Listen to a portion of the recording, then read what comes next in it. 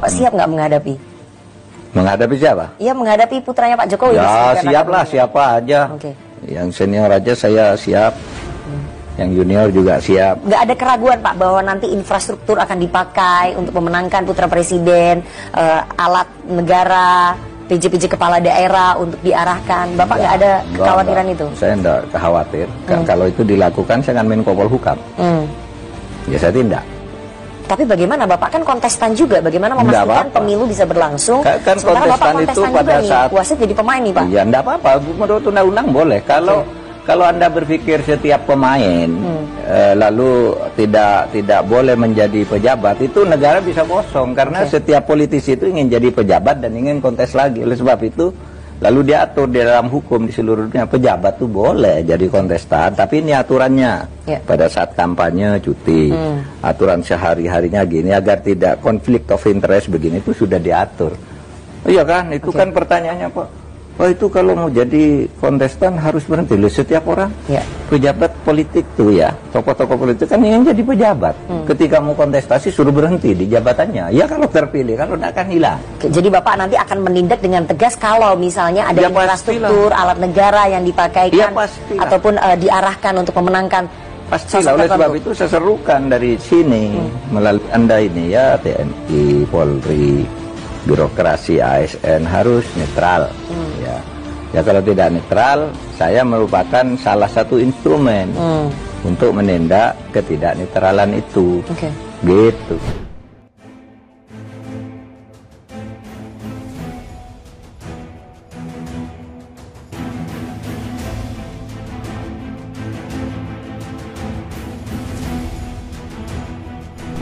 Halo sahabat Indonesia, kita bertemu kembali dalam Opini Rudi. Sahabat Indonesia, sudah terang dan jelas bahwa calon pasangan capres dan cawapres untuk berkontestasi di Pilpres tahun 2024 ada 3. Yang pertama pasangan Anies Baswedan Muhaimin Iskandar, kedua pasangan Ganjar Pranowo Mahfud MD, dan yang terakhir pasangan Prabowo Subianto dan Gibran Rakabuming Raka. Dua-duanya sudah mendaftar dan tinggal Pak Prabowo mungkin tanggal 25 Oktober 2023 akan mendaftar di KPU. Ini sudah jelas gitu. Nah, pertanyaannya untuk publik dan untuk masyarakat ini, siapa di antara ketiga pasangan ini yang mempunyai keunggulan-keunggulan yang bisa kita titipkan negeri ini kepada calon presiden dan calon wakil presiden, sehingga Indonesia emas, Indonesia gemilang tahun 2045 itu benar-benar bisa kita wujudkan, dengan catatan bahwa tahun 2045 kira-kira penduduk kita berjumlah 367 juta jiwa. Konon 60-70% diantaranya adalah usia produktif dari 15 sampai 64 atau apa. Ini bonus demografi yang bisa kita andalkan sebagai modal dasar untuk pencapaian Indonesia Gemilang 2045 pada saat 100 tahun peringatan kemerdekaan Indonesia. Nah, untuk mencapai Indonesia Gemilang, Indonesia Maju, kira-kira visi, misi, dan kapasitas, mana dari ketiga capres ini yang paling unggul dan paling memenuhi syarat agar kita tidak salah memilih pemimpin nasional.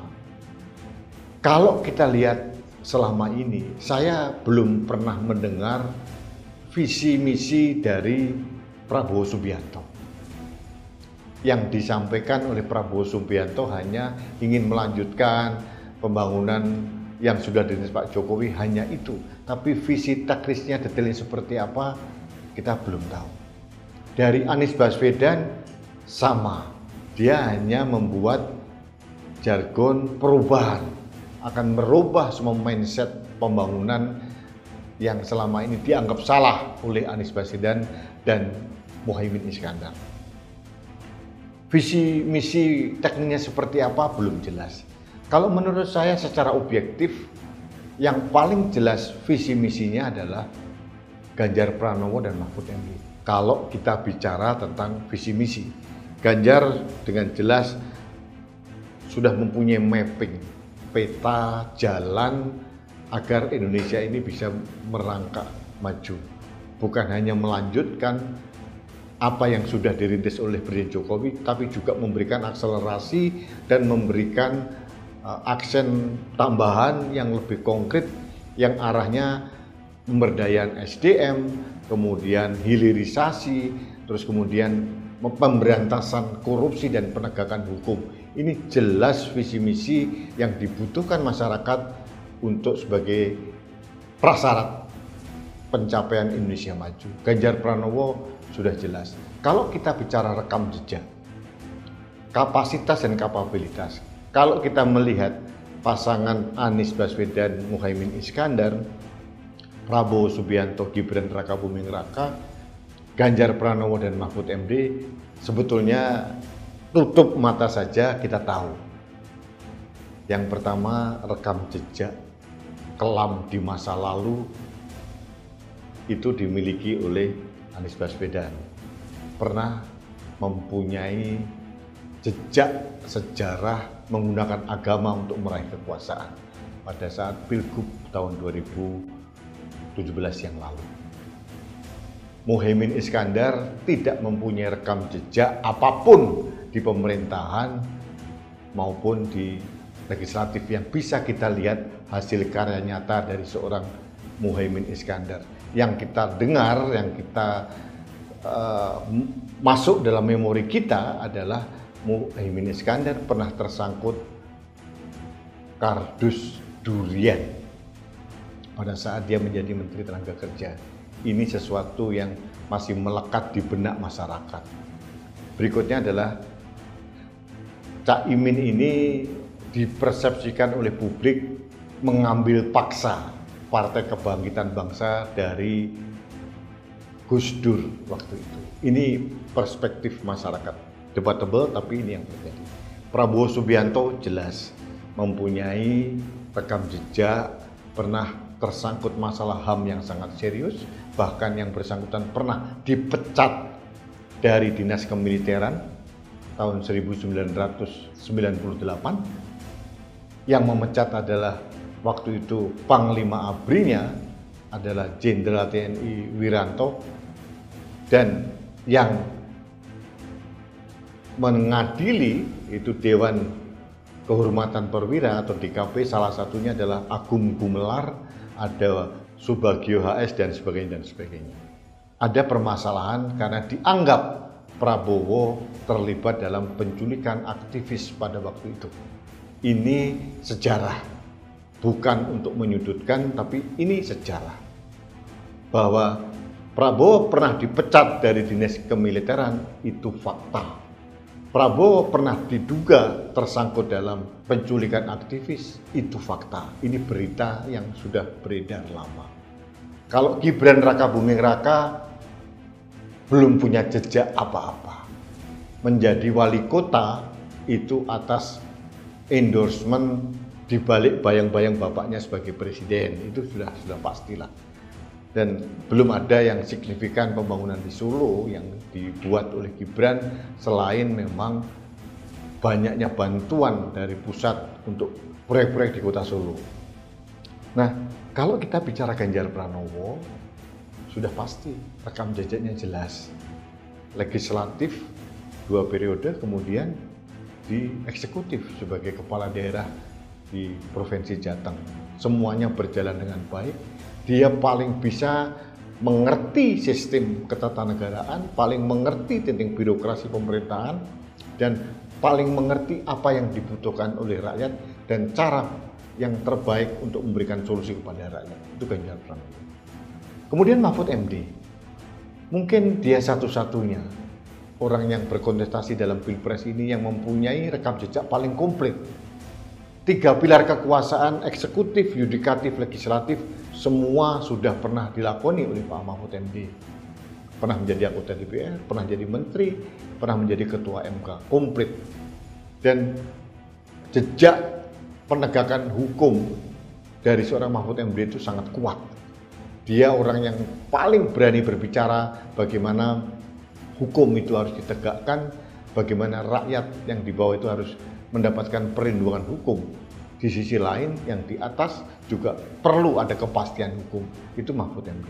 Nah, dari penjelasan yang saya sampaikan tadi, harus kita akui secara objektif kalau rakyat itu mempunyai kecerdasan dalam menilai sosok calon pemimpinnya, sudah pasti Ganjar Pranowo dan Mahfud MD. Kecuali adanya intervensi atau penyalahgunaan kekuasaan yang membuat Ganjar Pranowo dan Mahfud MD terjegal. Apakah itu ada? Belum terlihat. Tapi kalau kita melihat zaman Orde Baru atau mungkin yang beberapa tahun yang lalu, praktek-praktek seperti itu mungkin saja dilakukan oleh penguasa. Memanfaatkan hukum, kemudian memanfaatkan semua jaringan, baik mulai polisi, TNI, dan sebagainya. Ini hal-hal yang bisa kita harus waspadai.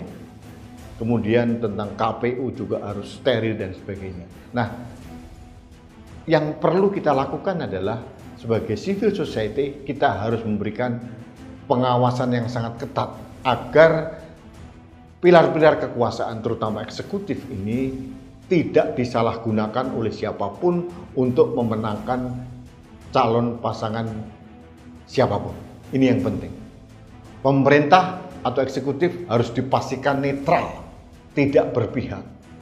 Polisi harus didorong dan diawasi harus netral, tidak boleh ada mobilisasi sampai ke Babin Kamtipmas di desa-desa atau mungkin di dalam struktural Polri untuk memenangkan capres tertentu. TNI sama. TNI mempunyai struktur yang sampai ke bawah, sampai dari atas komandan Kodam, kemudian sampai ke Babinsa. Ini harus dipastikan netral. Politik TNI dan Polri adalah politik negara yang harus memberikan rasa aman dan memberikan keadilan. Polisi dan TNI harus dipastikan netral dan menjaga agar pemilu tahun 2024 baik legislatif maupun pilpres berjalan jujur dan adil dan bersih, tidak boleh ada intervensi. Kalau ada intervensi, saya dan seluruh kawan-kawan saya akan berteriak keras karena ini adalah proses pembangunan demokrasi yang sedang kita upayakan. Kita harus menanjak naik level kita dalam berdemokrasi. Pemilu harus dipastikan jujur, adil, tanpa intervensi. Pemilu ini harus kita sikapi dengan ceria, bahagia. Rakyat bebas memilih tanpa intervensi dari siapapun dan tanpa manipulasi dari siapapun. Itu harus kita pastikan. Kalau kita bisa menjaga intervensi dari kekuasaan terkait dengan jalannya pemilu tahun 2024, sudah pasti calon terbaik akan menjadi pemimpin kita semua. Kita harus menjaga itu dan saya bisa memastikan kalau berjalan dengan baik, pemerintah tidak ikut campur, aparat kekuasaan tidak terlibat, TNI Polri netral, itu sudah pasti Ganjar Pranowo dan Mahfud MD akan leading menjadi pemenang. Karena secara objektif mereka mempunyai kapasitas yang lebih mumpuni dibanding yang lain. Itu saja yang ingin saya sampaikan dan saya mengajak seluruh masyarakat Indonesia untuk mengawal proses demokrasi pemilu, baik pileg maupun pilpres ini berjalan dengan baik, adil, jujur, bersih, tanpa ada intervensi dari siapapun, termasuk intervensi dari kekuasaan, penyalahgunaan sekecil apapun harus kita suarakan, kita koreksi, dan kita luruskan, jangan sampai terjadi. Itu saja yang ingin saya sampaikan pada kesempatan kali ini. Terima kasih, kita bertemu kembali dalam Opini Rudi selanjutnya. Salam satu Indonesia, salam Pancasila, salam Indonesia damai. Saya Rudi Eskamber.